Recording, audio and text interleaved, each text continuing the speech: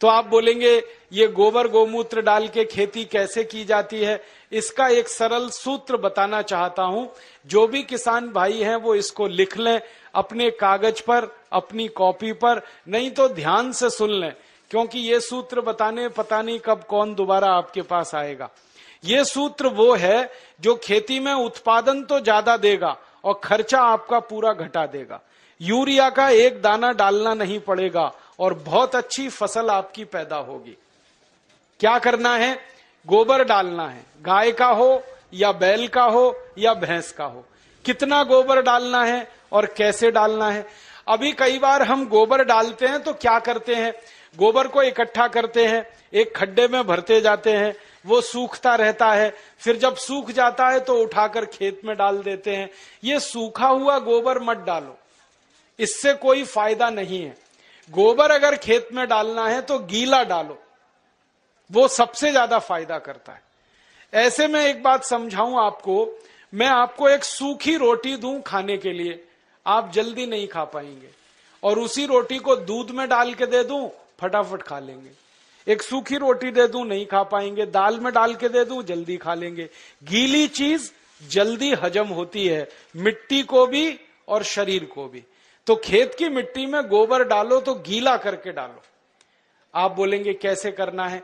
1 एकड़ खेत अगर हमारे पास है मान लो, तो 1 एकड़ खेत के लिए 15 किलो गोबर चाहिए, गाय का या बैल का या भैंस का।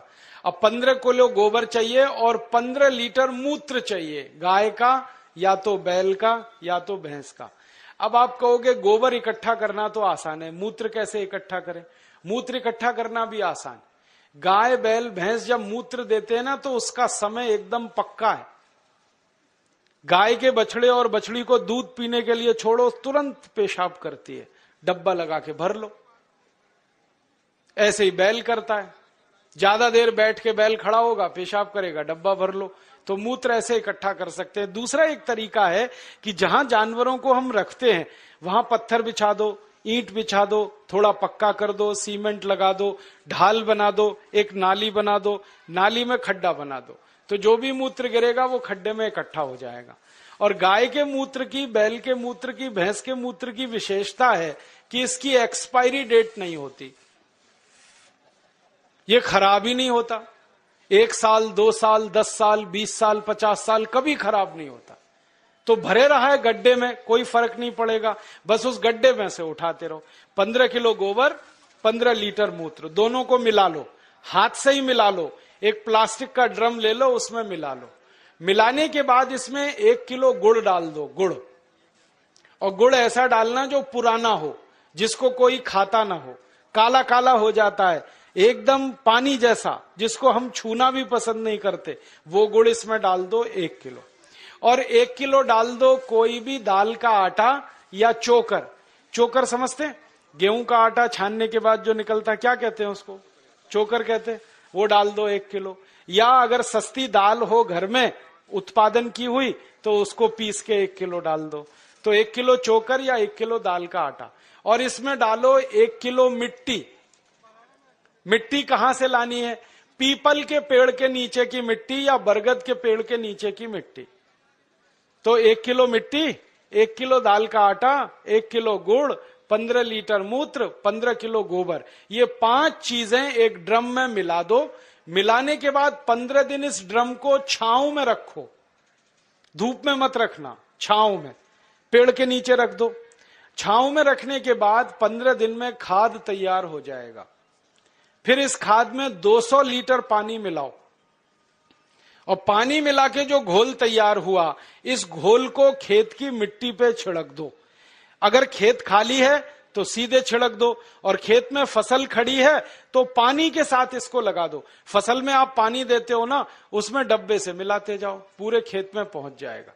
अब ये खाद गोबर, गोमूत्र, दाल का आटा, गुड़ और मिट्टी वाला जो तैयार होता है ना, ये यूरिया से 6 गुना ज्यादा ताकतवर है। हमने इसकी प्रयोगशाला में जांच कराई तो यूरिया डीएपी में जितनी ताकत है मिट्टी को देने के लिए, उससे 6 गुनी ज्यादा ताकत इसमें है। इसलिए इससे उत्पादन ज्यादा आता है। और इस खाद को हर 21 दिन में खेत में डालते जाओ। हर 21 दिन में अगर आपने डाला तो पूरे साल की एक साइकिल बन जाती है। जैसे 3 महीने की फसल है तो 4 बार डलेगा, 4 महीने की फसल है 5 बार डल जाएगा, 6 महीने की फसल है 7 बार डल जाएगा। हर 21 दिन पर यह खाद डालते जाओ। परिणाम क्या होगा? मिट्टी बहुत अच्छी हो जाएगी आपकी। और ये खाद डालने से मिट्टी में केंचुए बहुत हो जाते हैं। और केंचुओं के बारे में आप जानते हैं, केंचुए मिट्टी में ऊपर नीचे घूमते हैं और मिट्टी को खोदते रहते हैं। और केंचुए मिट्टी को भुरभुरा बनाते हैं, पोला बनाते हैं। फिर बारिश का पानी जब गिरता है मिट्टी पे तो एक एक बूंद पानी नीचे चला जाता है। अगर केंचुए ज्यादा हो तो पानी पूरा नीचे चला जाता है, माने बहकर बेकार नहीं जाता है। और केंचुए ज्यादा है ना, तो केंचुए क्या करते हैं? मिट्टी खाते हैं, और जो कुछ भी वो निकालते हैं मल के रूप में, वो दुनिया की सबसे अच्छी खाद है। तो आपके खेत की मिट्टी में केंचुओं की संख्या बढ़ाओ, और वो गोबर की खाद से बढ़ती है, क्योंकि केंचुए को गोबर पसंद है। अगर आप एक बार गोबर की खाद डाल दोगे, कहीं से भी केंचुआ घूमता हुआ खेत में आ जाएगा।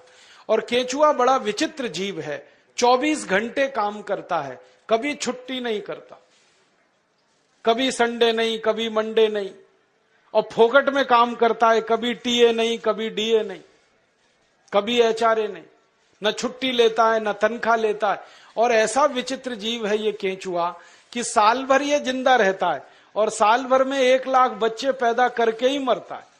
वो ये नहीं मानता हम दो हमारे दो, वो एक केंचुआ 1 लाख पैदा करता है।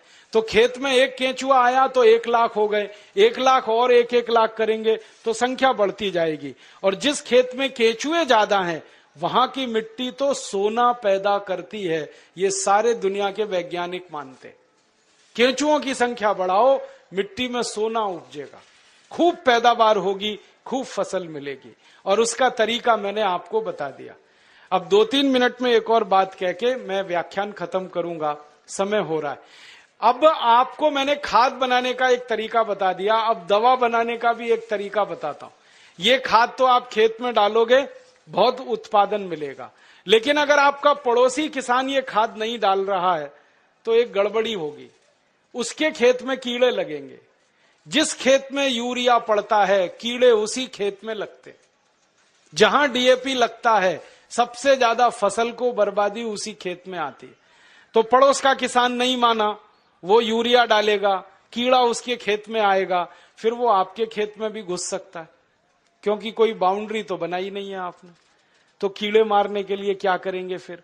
उसके लिए एक दूसरा सूत्र बताता हूं। कीड़े मारने की दवा भी आप खुद बना लो, बाजार से खरीद के लाने की जरूरत नहीं है। 20 लीटर मूत्र ले लो किसी भी जानवर का, गाय का हो, बैल का हो, भैंस का हो, किसी का भी हो। अब इस 20 लीटर मूत्र में 2 से 2.5 किलो नीम के पत्ते पीस के डाल दो। नीम तो है, सब गांव में है। नीम की निम्बोली भी आती है, तो निम्बोली पीस के डाल दो, नहीं तो नीम के 2.5-3 किलो पत्ते पीस के डाल दो। फिर एक सीताफल का पेड़ होता है, देखा है, उसके पत्ते पीस के डाल दो 2-2.5 किलो। फिर एक पेड़ होता है, उसको आकड़ा कहते हैं, कहीं कहीं आक कहते हैं, कहीं आकड़ा कहते हैं, उसको अकौआ भी कहते हैं, तो उसका 2.5-3 किलो पत्ता पीस के डाल दो। फिर और एक पेड़ होता है जिसको हम लोग कहते हैं बेशरम, आप पता नहीं क्या कहते हैं। ये कैसा होता है मैं बताता हूं। बेशरम कहते हैं, समझते हैं, बहुत अच्छा। पान के जैसा पत्ता होता है, बिना बीज के होता है, बिना पानी के, इसलिए बेशरम कहते हैं उसको। हर गांव में होता है। तो 2.5-3 किलो बेशरम के पत्ते ले लो, 2-2.5 किलो नीम के पत्ते ले लो, 2.5-3 किलो इसके पत्ते ले लो सीताफल के, और 2.5-3 किलो आंकड़े के पत्ते ले लो, और इसमें आधा-पौना किलो तंबाकू पीस के डाल दो, और इसको खूब उबालो गोमूत्र में। उबालते समय इसमें एक काम और कर सकते हैं, आधा किलो लहसुन पीस के डाल दो, आधा किलो खूब तीखी मिर्च पीस के डाल दो, और उबाल के इसको ठंडा कर लो। ठंडा करके इसको छान लो। अब जो घोल बन गया है इसमें 200 लीटर पानी मिला दो, और ये 1 एकड़ फसल को किसी भी तरीके से सुरक्षित रख सकता है। और इसको स्प्रे कर दो खेत में। दवा तैयार हो गई। अब इस दवा को जब छिड़कना है तब छिड़क लो, बना के रखना है तो बना के रख लो। एक एक साल, दो दो साल ये दवा खराब नहीं होती, क्योंकि इसमें कोई भी ऐसी चीज नहीं है जिसकी एक्सपायरी डेट हो। तो कीटनाशक दवा बना लिया और खाद बना लिया। और अब तीसरा एक काम और कर लेना कि बीज जब खेत में डालते हैं तो बीज को खेत में डालने से पहले संस्कारित कर लेना। और संस्कारित कैसे करना? मान लो बीज लगाना है हमको गेहूं का, तो गेहूं का बीज लेना, पहले बीज बोने से 2 दिन पहले उसको 1 किलो गोबर, 1 लीटर मूत्र और 100 ग्राम चूना, चूना आप समझते हो, कलई चूना, 100 ग्राम कलई चूना, 1 किलो गोबर, 1 लीटर मूत्र, ये तीनों को मिला लो। कलई चूना को मिलाने का तरीका है कि पहले उसको पानी में डालो, खूब पानी को वो गर्म कर देगा, फिर ठंडा हो जाए तब उसको गोबर और मूत्र में मिला लो। मिला के ये घोल में गेहूं का बीज डाल दो और रात में डाल दो, सवेरे उस बीज को निकाल लो, निकाल के उस बीज को छांव में सुखा दो, और छांव में जब बीज सूख जाए फिर उसको खेत में लगाओ। तो इस बीज पर कभी भी कीड़ा नहीं आता, कोई कीट नहीं लगता, इतना बड़ा इंतजाम पहले ही हो जाता है, तो खर्चा बच गया और उत्पादन ज्यादा आता है। तो बीज संस्कार करके लगाना, खाद बनाने का तरीका बता दिया, कीटनाशक का तरीका बता दिया। और ये तीनों तरीके अगर किसान भाई इस्तेमाल करते हैं तो urea, DAP, super phosphate, endosulfan का 7 लाख करोड़ रुपया साल का हम बचा सकते हैं। और ये रुपया बचा के गोबर गोमूत्र से खेती करते हैं तो जानवरों की संख्या बढ़ा सकते हैं, और जानवरों की संख्या अगर बढ़ती है तो दूध भी ज्यादा मिलेगा, गोबर गोमूत्र भी ज्यादा मिलेगा। और मैं आपको एक बात कहना चाहता हूं कि आप सब किसान इसी तरीके से गेहूं पैदा करो, चावल पैदा करो, चना करो, दाल करो। हम भारत स्वाभिमान की तरफ से आपका सब खरीदने को तैयार है, क्योंकि भारत स्वाभिमान अगले साल से 1000 दुकानें खोलने जा रहा है पूरे देश में, जहां गोबर गोमूत्र का गेहूं मिलेगा, गोबर गोमूत्र का चावल मिलेगा, गोबर गोमूत्र का चना मिलेगा, जिसको अंग्रेजी में कहते हैं ना ऑर्गेनिक, एकदम शुद्ध देशी खाद का बनाया हुआ, गोबर का बनाया हुआ गेहूं, चावल, चना, दाल मिले। ऐसी 1000 दुकानें हम खोल रहे हैं। उन दुकानों पर आप जो पैदा करेंगे वो बेचने के लिए हम सुविधा देंगे, और आप बेचकर अपना मुनाफा रखो। दुकान चलाने के लिए 5-7% जो खर्चा आता है वो उसी में से निकल जाएगा। वो no profit no loss basis पे सारे देश में हम चलाना चाहते हैं। तो हम बेचने में मदद करेंगे, आप उत्पादन करो। और जब ये उत्पादन जरूरत से ज्यादा हो जाएगा तो हम इसको दुनिया भर के देशों में बेचना चाहते हैं, और दुनिया भर के देशों में ये बेचेंगे, 4 गुना मुनाफा आएगा। मैंने लंदन में देखा, एक डिपार्टमेंटल स्टोर में यूरिया डीएपी का आलू है 1 स्टर्लिंग पाउंड का 1 किलो, और गोबर गोमूत्र का आलू है 4 स्टर्लिंग पाउंड का 1 किलो। 4 गुना महंगा बिकता है। मेरे कई दोस्त हैं, वो किसान हैं, महाराष्ट्र में आम की खेती करते हैं। वो गोबर गोमूत्र का आम अमेरिका को एक्सपोर्ट करते हैं, तो एक आम की कीमत 65 रुपए मिलती है, और यहां यूरिया डीएपी का आम बेचते हैं तो 15 रुपए किलो में सब चला जाता है। कहां 65 रुपए का एक आम, कहां 15 रुपए का 1 किलो। तो मैं चाहता हूं कि सारे किसान जिनके पास सरप्लस प्रोडक्शन हो, उनको एक्सपोर्ट लाइसेंस उपलब्ध हो, तो सारी दुनिया में हम ये माल बेच सकते हैं। और पूरी दुनिया में भारत अकेला देश है जो ये सामान बेच सकता है, क्योंकि जो गाय और बैल हमारे पास है वो दुनिया में किसी के पास नहीं। दूसरे देशों के पास जो गाय है वो जर्सी गाय है, होलेस्ट्रियन और फ्रीजियन है, उसका गोबर ही काम का नहीं है, वो बिल्कुल बेकार, उसका मूत्र भी काम का नहीं। देशी गाय है ना, उसी के गोबर में ताकत है। जर्सी और विदेशी गाय का गोबर तो बिल्कुल बेकार है। तो इसमें जब गोबर लेना तो देशी गाय का, और मूत्र लेना तो देशी गाय का। और एक छोटी सी आखिरी बात कहता हूं किसानों के लिए, कि जिस गाय का गोबर गोमूत्र खेत में डालो 7 लाख करोड़ बचे, इसी गाय का, देशी गाय का मूत्र अगर आप पीना शुरू करो तो 6 लाख करोड़ और बचेगा, बीमारी ही नहीं आएगी। और गाय का मूत्र पियो तो सब बीमारी मिट जाएगी। मैं पिछले 12 साल से परीक्षण करता हूं, 48 बीमारियां हमारे शरीर की ऐसी हैं जो गाय के मूत्र से जड़ से ठीक हो जाती हैं। Tuberculosis, diabetes, arthritis, osteoarthritis, rheumatoid arthritis, bronchitis, bronchial pneumonia, ऐसी खतरनाक 48 बीमारियां गाय मूत्र पीने से जड़ से ठीक हो जाती। आप बोलेंगे कैसे पीना है? आधा कप गाय का मूत्र सवेरे सवेरे खाली पेट पीना है, सवेरे सवेरे रोज बस, और देशी गाय का पीना है। 3-4 महीने लगातार पी लो, सब बीमारी मिट जाएगी। आंखों में बीमारी है तो एक एक बूंद गाय का मूत्र आंखों में डाल लो, आंखों की बीमारी मिट जाएगी। कान में बीमारी है, कान में डाल लो, कान की बीमारी मिट जाएगी। सिर के बाल अगर झड़ते हो और बहुत ज्यादा रूसी आती हो, डैंड्रफ, गोमूत्र को पानी में मिला के बाल की मालिश कर लो, वो भी बीमारी मिट जाएगी।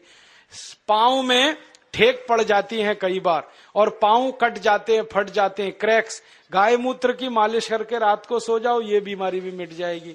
खाज हो जाए, खुजली हो जाए, गोमूत्र की मालिश करो, खाज खुजली मिट जाएगी।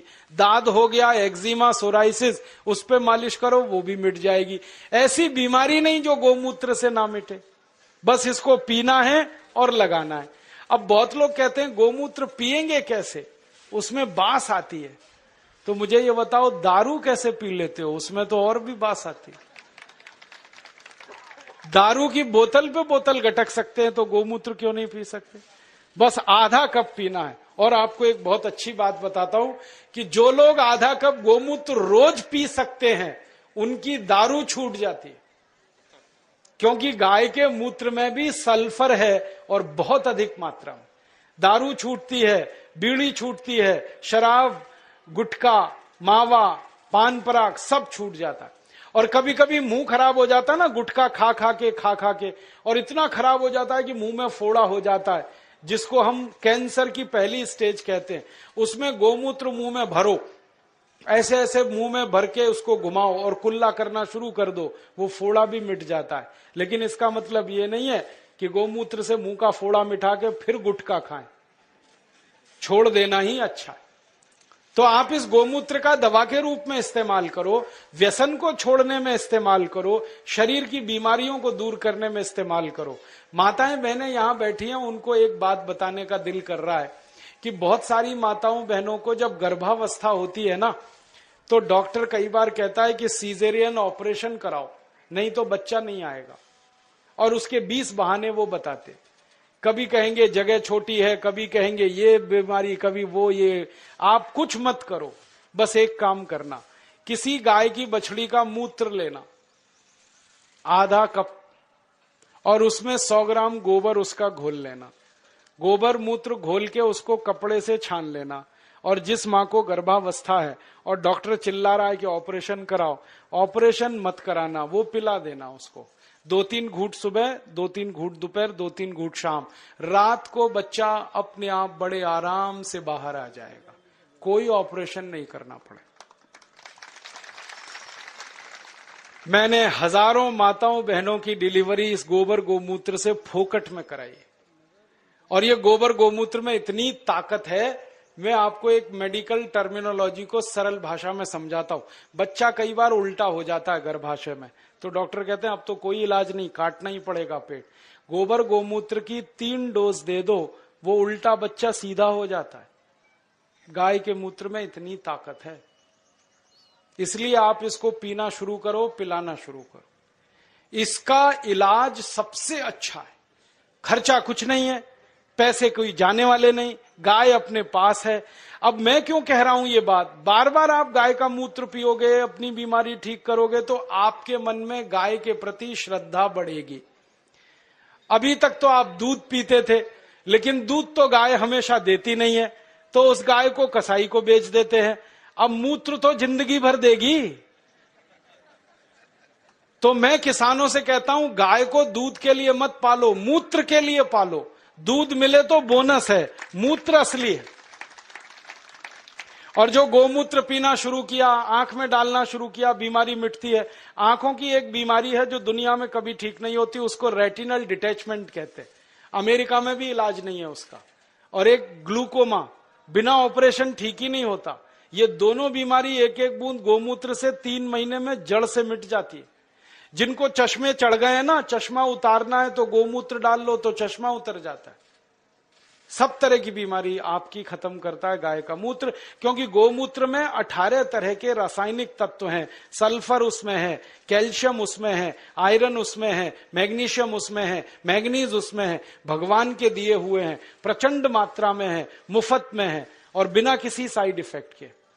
तो गोबर गोमूत्र को खेत में डालो तो यूरिया का खर्च बचेगा, शरीर में पियो तो 6 लाख करोड़ की बीमारी का खर्च बचेगा। तो खाली गाय से ही 1 साल में इस देश का 15 लाख करोड़ का फायदा हम करा सकते हैं। और ये ताकत हम में से हर किसान में है, और ये ताकत का अंदाजा किसानों को लग जाए तो भारत देश को सोने की चिड़िया बनने से कोई नहीं रोक सकता, और हमको आगे आने से कोई नहीं रोक सकता। हम तो पैदा करके दुनिया को खिला सकते हैं, इतनी ताकत गाय के गोबर और मूत्र में। बस अब एक काम करना, एक संकल्प ये लेके यहां से उठना कि गाय पालेंगे, उसको कसाई को नहीं बेचेंगे। मुझे दुख इस बात का है, गाय पालता है हिंदू, काटता है कसाई। क्यों? हिंदू बेच देता है, कसाई काट देता है। और हिंदुओं को पूछो भाई गाय क्यों बेची, कहने लगे जी दूध नहीं देती। दूध तो थोड़े दिन के बाद अपनी अम्मा भी नहीं देती, उसको भी बेचोगे? गाय अपनी मां के जैसी है, उसको कभी बेचना नहीं, किसी कसाई को देना नहीं, बहुत पाप पड़ेगा। अगर उसकी मृत्यु होती है तो ऐसे ही उसका अंतिम संस्कार करो जैसे अपने घर के लोगों का किया जाता है। अच्छा सा खड्डा खोद के उसको गाड़ दो। और मैं तो एक तरीका बताता हूं कि गाय मर गई तो उसका चमड़ा कभी मत उतारना, बहुत पाप लगता है।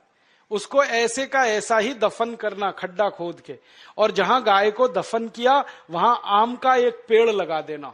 3 साल में वो पेड़ इतने फल देगा कि आप तोड़ते तोड़ते थक जाएंगे। मैंने ये किया है, गाय का शरीर जिस मिट्टी में दफन हुआ वहां आम का पेड़ लगा दिया और दूर एक दूसरा आम का पेड़ लगा दिया। उस आम के पेड़ पे 100 फल आते हैं, तो गाय के शरीर वाले आम के पेड़ पे 400 से 500 फल आते हैं। 4-5 गुना ज्यादा उत्पादन है, और आम बड़ा होता है और एकदम मीठा होता है। माने गाय जिंदा रहते इतनी हमारी मदद करती है, मरने के बाद भी इतनी मदद करती है। इसलिए इसको कसाई को तो देना नहीं। और गाय को काटें, उसका मांस बिके 10,000 रुपए, गाय को जिंदा रखें और उसके मूत्र से दवा बनाकर बेचें तो साल की आमदनी 2 लाख रुपए है एक गाय की। इसलिए गाय फालतू नहीं है, बहुत कीमती है, बहुत मूल्यवान है। तभी तो हमारे बुजुर्गों ने, पुरखों ने कहा कि गाय में 33 करोड़ देवता हैं। ये कोई सामान्य बात नहीं है। और जो देवता है ना, उनमें गोबर में तो लक्ष्मी है और गोमूत्र में धन्वंतरी है। ये अब समझ में आया। मेरी अम्मा मुझे समझाती थी, दादी, कि गोमूत्रे बसति लक्ष्मी, सॉरी, गोमय वसति लक्ष्मी, गोमूत्रे धन्वंतरी, ऐसा एक संस्कृत सूत्र हमने सीखा था। अब गाय के मूत्र में धन्वंतरी, गोबर में लक्ष्मी, तब समझ में नहीं आया, अब आया कि गोबर डालते हैं खेत में, खूब अन्न पैदा होता है और बहुत महंगे दाम पर विदेशों में बिकता है, तो डॉलर के डॉलर आते हैं। तो लक्ष्मी ऐसे है गोबर में। और मूत्र को उपयोग करते हैं तो बीमारी मिटती है, बीमारी मिटे तो धन्वंतरी ही है फिर। तो गोबर गोमूत्र में भगवान है, ये ध्यान रख के आप अपने घर में गाय लेके आओ। और मेरा तो आपको कहना है कि जर्सी गाय जो गलती से लाई हो तो तुरंत बेचो, देशी लेके आओ। जर्सी बेचोगे तो 3 देशी गाय आएगी। जर्सी खाती भी ज्यादा है, हगती भी ज्यादा है और बिल्कुल बेकार है उसका गोबर, ना उसका गोबर काम का ना मूत्र काम का। आप कहोगे जो दूध ज्यादा देती है, वो दूध बिल्कुल बेकार है, कोई पीने लायक नहीं है। दुनिया के किसी देश के लोग जर्सी गाय का दूध नहीं पीते, भारत को छोड़कर। डेनमार्क में सबसे ज्यादा जर्सी गाय है, फिर भी वो दूध नहीं पीते, क्योंकि कहते हैं इससे कैंसर होता है, अर्थराइटिस होता है। तो इस जर्सी गाय को बेच के देशी गाय लाओ और उसको पालो, तो आपका ये जीवन सुधरेगा, परलोक भी सुधरेगा। और मैं तो मानता हूं गाय का सबसे बड़ा मूल्य है, सवेरे ही सवेरे सोकर उठो और गाय के चेहरे का दर्शन करो तो भगवान का दर्शन हो गया। इतना आनंद और इतनी खुशी मिलती है गाय का दर्शन करने में। आंखें देखो कितनी सुंदर हैं, चेहरा कितना सुंदर है। तो ऐसी गाय पालकर अपनी खेती सुधारो, खुद को सुधारो, देश को सुधारो। ये निवेदन करके मैं इस व्याख्यान को समाप्त करता हूं। आपको धन्यवाद देता हूं कि आपने बड़ी ध्यान से, गंभीरता से सुना, और निवेदन करता हूं कि ये करना जरूर। अच्छा, ये बताओ करोगे? कौन कौन करेगा? जरा हाथ तो उठाओ। बहुत बढ़िया। और जब ये पैदा होने लगे गेहूं, चावल, चना, दाल, तो मुझे पतंजलि समिति को बताना, हम उसके बिकवाने के लिए आपकी पूरी मदद करेंगे। अच्छे से अच्छा भाव आपको मिले, अच्छी से अच्छी कीमत पर ये चीजें बिकें, उसके लिए हम आपकी मदद करेंगे। धन्यवाद बहनों।